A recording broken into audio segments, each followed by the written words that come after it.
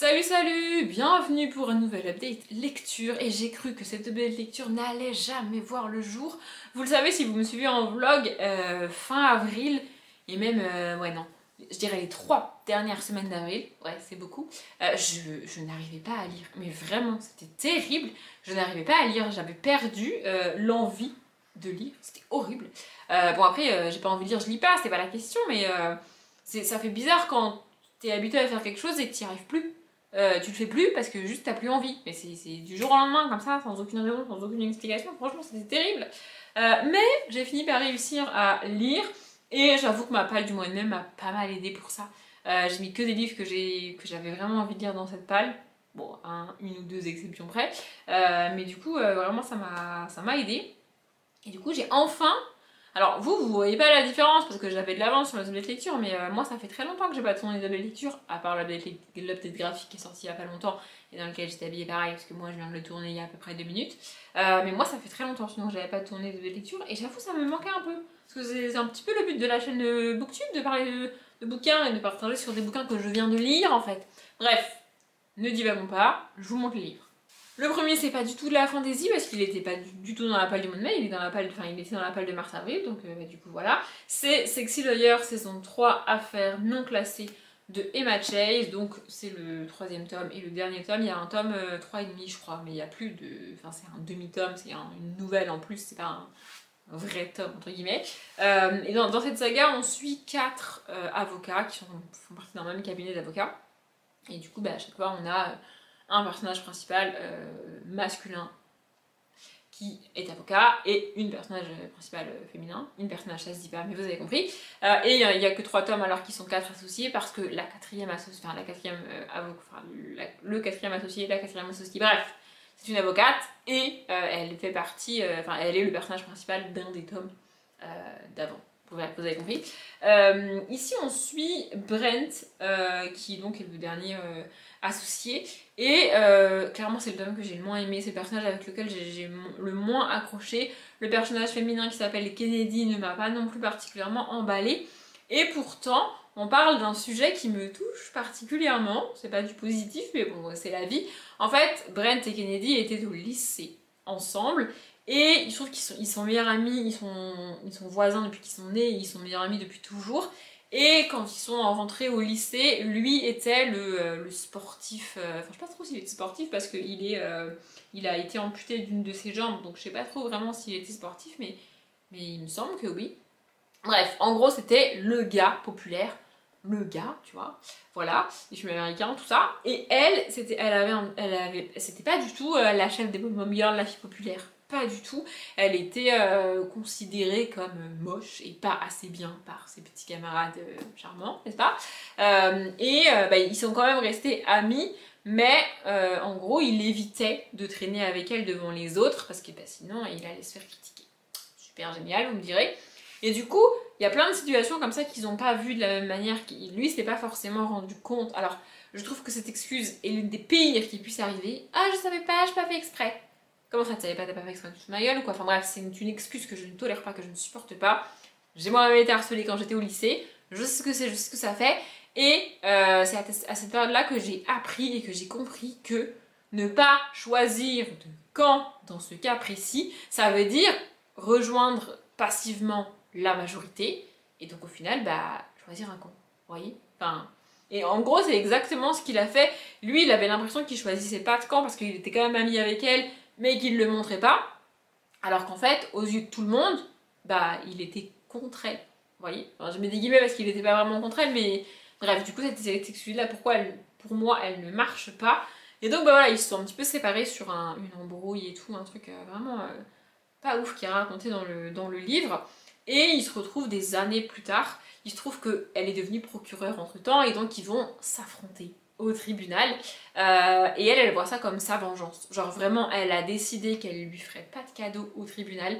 En gros, c'est pas très humain, mais elle en a rien à foutre de son client. Qui en plus est un jeune de 16 ans qui ne mérite pas forcément qu'on s'acharne sur lui. Surtout que elle veut s'acharner sur l'avocat et pas sur le client, mais du coup c'est le client qui va prendre. Du coup ils arrivent quand même par la force des choses à discuter un peu et elle arrive à lui raconter ce qui s'est passé au lycée et à lui montrer son point de vue à elle et comment elle a vécu les choses par rapport à lui et tout. Et bon bah c'est une romance, hein, je vais pas vous faire un dessin, mais je sais pas, j'ai pas trouvé...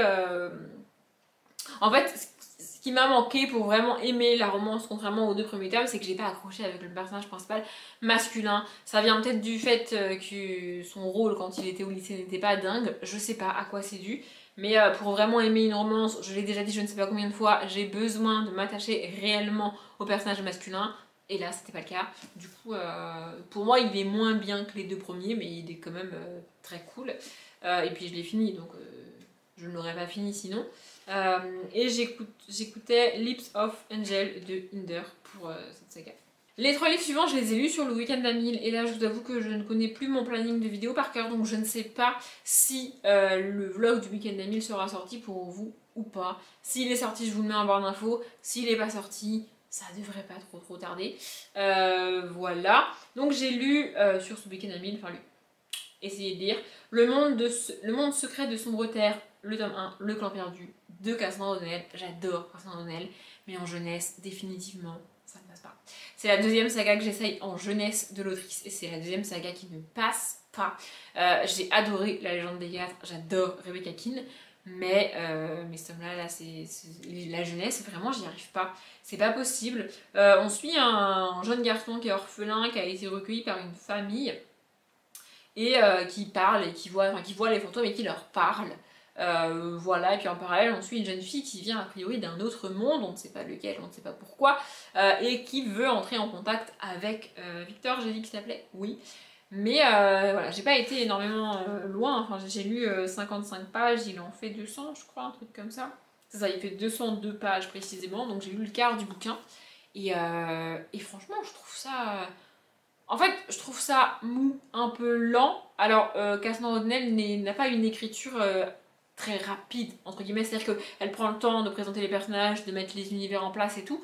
Mais là, l'univers, je le trouve vide. Les personnages ne m'intéressent pas des masses, je suis désolée. J'arrive pas à m'attacher à ça. Et peut-être que ce que j'excuse en adulte avec Rebecca Keane et ce que j'ai excusé en young adulte avec La Légende des Quatre, malgré mon petit problème de young adulte, mais bref, je l'excuse pas en jeunesse. C'est-à-dire que ça me dérange pas trop que dans Rebecca Keane ça prenne un petit peu de temps au début. La Légende des Quatre, de mémoire, j'ai pas trouvé ça très long à se mettre en place au début. Quand je dis se mettre en place, ça veut dire qu'on me donne les informations nécessaires pour que je comprenne l'univers et les enjeux, vous voyez. Mais en jeunesse, enfin, j'attends que ce soit un peu plus rapide. Parce que j'estime qu'en jeunesse, les mondes sont forcément un peu plus simples. Enfin, je veux dire, là, je vois en face de moi La Roue du Temps.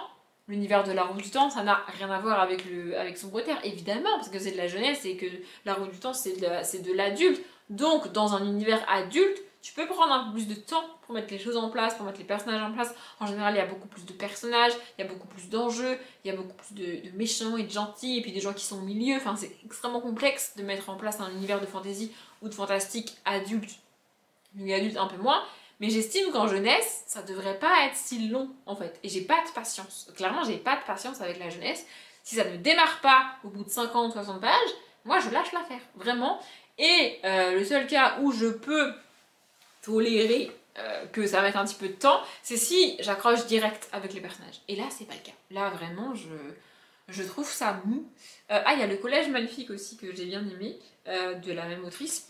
Et là, vraiment, en fait, l'univers me rappelle de toutes les sagas que j'ai essayé de lire, enfin, que j'ai lu ou pas. L'autre saga, c'est Mal Enfer que j'ai abandonné. Mais de toutes les sagas de Cassandra O'Donnell que j'ai lu ou commencé à lire, pour moi, l'univers se rapproche plus du Collège Maléfique que les autres. Et dans le Collège Maléfique, j'adore le personnage principal, j'adore le personnage masculin, je le trouve très cool et tout. Là, j'ai pas trouvé ça dingue. Du coup, j'ai pas lu et j'ai même pas choisi de musique. Voilà. Ensuite, j'ai lu Les Chroniques de Spiderwick, le tome 4, L'Arbre de Fer, toujours de Tommy Deterlizzi et Holly Black. Et je vais vous dire la musique tout de suite, sinon je risque d'oublier. Ah, je ne l'ai pas écrite. Super. Elle sera en barre d'infos si jamais ça vous intéresse. Du coup, pour l'histoire, dans cette saga, on suit deux jumeaux, Jared et Simon, et leur grande sœur Mallory. Et ils vont tous les trois à plus ou moins rapidement découvrir que dans la maison dans laquelle ils viennent d'emménager, il y a potentiellement des espèces de petites créatures qui vivent, des lutins, des elfes, des nains, des gnomes, enfin des trucs un petit peu fantastiques comme ça, et qui ont l'air a priori sympathiques. Enfin, je sais pas vous, mais vous, moi, les fées et les elfes, de base, je pars du principe qu'ils sont gentils et pas méchants. Voilà. Et eux aussi, sauf qu'en fait, ils vont découvrir que pas forcément. Pas forcément du tout. Pas dans cet univers-là, en tout cas. Ce tome-là, c'est celui que j'ai le moins aimé jusqu'à maintenant. J'ai adoré les 3 premiers. Vraiment, je l'ai trouvé hyper cool, hyper fun. Mais là, je sais pas, j'ai l'impression que ce tome-là est un peu... C'est un peu retombé pour moi. C'est moins intéressant. Et le truc aussi que je reproche un peu à la saga, peut-être que dans ce tome 4, je m'attendais justement à ce qu'on avance plus, c'est que dans chaque tome, on a vraiment une histoire qui se termine à la fin du tome. On a quelques petits éléments mis en place depuis le tome 1 qui se développent au fur et à mesure, mais très très peu en comparaison de l'histoire de chaque tome. Et là, l'avancée globale est très... Enfin, c'est minime, enfin, genre vraiment, il n'y a pas grand chose qui se passe au niveau global. Il y a une histoire, Manori se fait enlever, et du coup ses frères essayent d'aller la chercher et tout, mais sur l'histoire globale et les éléments qu'ils ont appris depuis le début, ils n'ont pas beaucoup avancé, il n'y a pas beaucoup de réponses qu'on a apportées. Donc j'espère qu'on aura toutes ces réponses dans le tome 5 qui est le dernier, même s'il y a une saga spin-off qui s'appelle, je ne sais plus. C'est machin de Spider-Man, le spin-off aussi, mais je sais plus ce que c'est. Toujours des deux mêmes auteurs. Hein. Mais ouais, j'ai été un petit peu déçue par ce tome-là. On a des illustrations. Vraiment, ça se lit hyper vite. Hein. Les livres sont très très courts. Et puis on a plein d'illustrations très régulièrement, vraiment. Voilà, je vous montre une deuxième. Et ça fait quoi 200... Même pas. Ça fait 100... Attendez.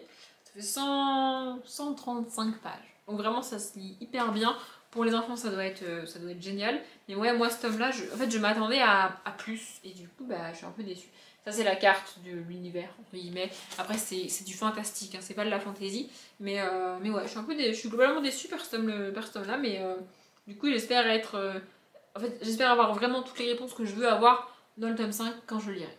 Pour le dernier, j'ai hésité, et vous verrez ou vous avez vu, je ne sais toujours pas, dans le vlog du week-end à 1000, que je dis que potentiellement il va s'étaler sur tout le mois de mai et plus encore, mais en fait j'ai la flemme de le lire, donc je ne vais pas le lire. C'est les fables de Jean de La Fontaine. J'ai lu quelques fables, hein, vraiment, j'ai dû lire peut-être 65 pages, je sais plus, mais au bout d'un moment ça me fatigue. Vraiment, ça me fatigue. Moi, j'ai besoin d'une motivation pour reprendre le bouquin. Et cette motivation, ça doit être d'avoir la suite de l'histoire, de savoir ce qui se passe pour les personnages. Si j'ai pas ça, bah le bouquin, il traîne pendant des semaines. Enfin, j'aurais pu le laisser traîner là pendant des semaines, pendant des mois, peut-être même des années sur ma table basse. Mais j'ai pas envie d'y retourner. J'ai aucune motivation à y retourner, sachant que... Alors en plus, là, c'est des fables, donc toutes les 2 pages... Il faut que je recommence une histoire. Là, vous voyez, il y a une fable qui commence là et une fable qui commence là. Enfin, c'est pas possible. Enfin, moi, j'ai aucune motivation à y aller. En plus, j'ai essayé de me faire violence parce que c'est écrit en vers. Alors, c'est des vers libres, donc c'est un peu plus facile à lire. Enfin, des vers libres. J'ai pas l'impression que... c'est pas en alexandrin. Genre, ils n'ont pas tous le même nombre de syllabes et tout. Il y a des vers très longs, des vers très courts et tout. Mais c'est quand même... ça rime, quoi. Et du coup, c'est un français assez compliqué à lire. C'est un vieux français, en plus. J'ai pas de candidat de la traduction, mais vraiment, c'est un vieux français par la traduction. L'adaptation, vous avez compris. Mais ouais, j'ai pas compris. Alors, les 2 premières, je les ai lues hyper vite, parce que les 2 premières, c'est La cigale et la fourmi et... le corbeau et le renard, les 2 plus connus, donc évidemment je les connais par cœur, donc celle-ci, je sais pas pourquoi je les ai relus en vrai. Pardon, on a été interrompu et du coup je vous ai donné un coup de pied, donc potentiellement le cadre a bougé, je suis désolée. Je disais que du coup ça me demande un effort pour reprendre le livre et y retourner, alors que je sais que je vais devoir recommencer encore et encore et encore des nouvelles histoires, et ça me fatigue. Ensuite ça me demande un effort réel de lecture et de concentration, parce que c'est du vieux français comme je l'ai dit, même si je pense que ça a été réadapté par rapport à la manière dont de La Fontaine l'a écrit, ça reste quand même du français... En fait, c'est pas du français que je suis habituée à lire, c'est pas un texte normal, entre guillemets, c'est écrit en vers, donc forcément c'est un peu plus compliqué à écrire et à lire, pas de problème sur le fait que ce soit galère à écrire, hein, je reconnais, mais c'est juste plus compliqué à lire. Et en plus, ça me demande un investissement toutes les 2 pages pour recommencer une histoire, essayer de comprendre la morale, essayer de comprendre ce qui se passe. Et vraiment, c'est comme si je commençais un bouquin toutes les 2 pages. Moi, je peux pas commencer un nouveau bouquin toutes les 2 pages. Je peux pas m'investir toutes les 2 pages comme ça, c'est pas possible. C'est épuisant. Moi, je suis épuisée. J'ai ça avec les nouvelles. Alors, avec les nouvelles, il peut m'arriver de faire l'effort, il peut même m'arriver d'apprécier un recueil de nouvelles parce que c'est quand même 15, 20, parfois 30 pages. Mais là, toutes les 2 pages, moi, je peux pas en fait. Je peux pas. Donc, j'ai décidé de ne pas le lire, de ne pas m'infliger ça. Je ne renie pas le talent de Jean de La Fontaine, évidemment. Mais là, franchement, en plus, il y en a, on connaît pas du tout. Genre La montagne qui accouche. Vous connaissez, vous, La montagne qui accouche? Enfin, vraiment, Les oreilles du lièvre. Non, mais sans déconner. Enfin, je sais pas. L'Alouette et ses petits avec le maître d'un chant. Mais what? Enfin, vraiment, je n'ai pas compris. J'ai pas compris. Je ne vois pas l'intérêt de lire ce bouquin et de m'infliger cette lecture. On ne me l'a pas donné comme lecture obligatoire quand j'étais au collège et au lycée, et Dieu merci. Donc je ne vais pas me l'imposer à moi-même, alors que j'ai presque 30 ans aujourd'hui, je n'ai pas envie, donc je ne lis pas. Du coup, je sais pas trop combien de temps dure cette lecture, parce que moi j'ai le temps qui s'affiche là, mais j'ai laissé tourner pendant qu'on a été interrompu, donc je ne sais pas. Mais normalement, c'est un update lecture plus court que les autres. Et comme je disais dans la note graphique, ça fait du bien sur ma chaîne, des vidéos qui durent moins de 20 minutes. Donc on va éviter de rallonger cette lecture pour rien. J'espère qu'il vous a plu. Comme d'habitude, je vous souhaite une bonne journée, un bon après-midi, un bon appétit ou une bonne nuit. Et je vous dis à bientôt.